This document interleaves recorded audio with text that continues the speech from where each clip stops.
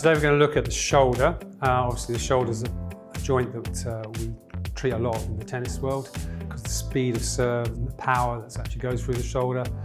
The shoulder joint is quite an interesting joint because it's so unstable, and if you think about the ball and socket joint of the hip, it's that ain't going anywhere ball and socket joint. It's really solid, whereas the shoulder is a very shallow cut and ball. So the ball can slide, it can roll, it can glide. Consequently, the soft tissues have to hold it in place. And if the soft tissues become a bit overstrained, then we have to give them a little bit of support, and that's where the kinesio tape and stuff like that can be useful.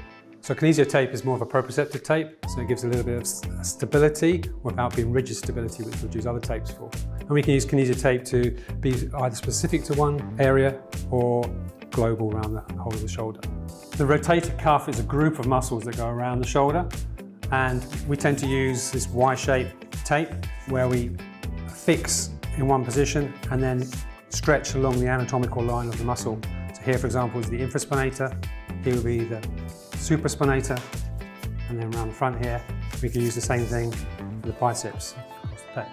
So because the player sweats so much, we tend to use an addition of a tape spray, and we put that on first before we apply the kinesiology tape. So I'm just going to do that for you now. We need a good strong anchor.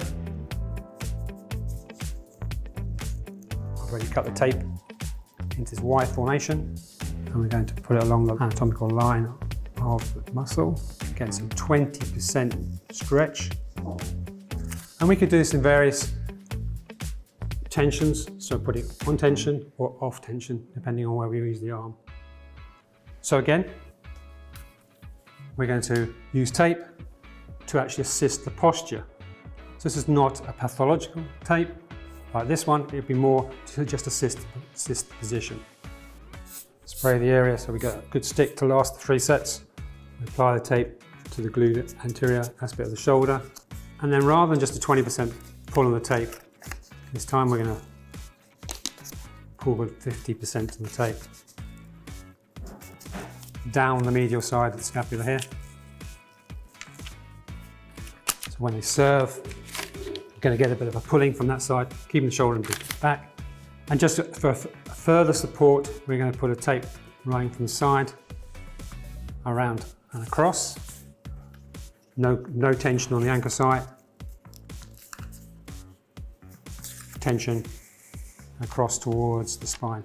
So here we have a postural tape, bringing the shoulder back, giving more space to the ball and socket joint, with the infraspinatus tape below. The blue tape here is purely postural tape, so it's not being very specific, it's just holding the ball further back in the socket. Then hopefully it'll take the pressure off whatever tendon is actually maybe irritated or inflamed. And also with rehabilitation, it kind of just gives a postural reminder where we go. So put everything in good position and then train for it. Then in the playing setting, the body will adapt. Kinesiology tape is definitely the best thing for them to play with. One, it's comfortable. Something, as I said, more rigid would definitely give more support, but not necessarily ideal for play. So we tend to use this as people recover from injury rather than an early stage of injury. It's designed that it stretches in the same way as the skin stretches, so it's very superficial. If we have something a little bit more unstable, we may not be advising them to be playing, but we would actually use some other tape. So I suggest we use a combination of hard rigid tape or the elastic adhesive bandage from Nitto here that we can actually then wrap around the shoulder to give some stability. Generally for play, I would always use the kinesiology tape.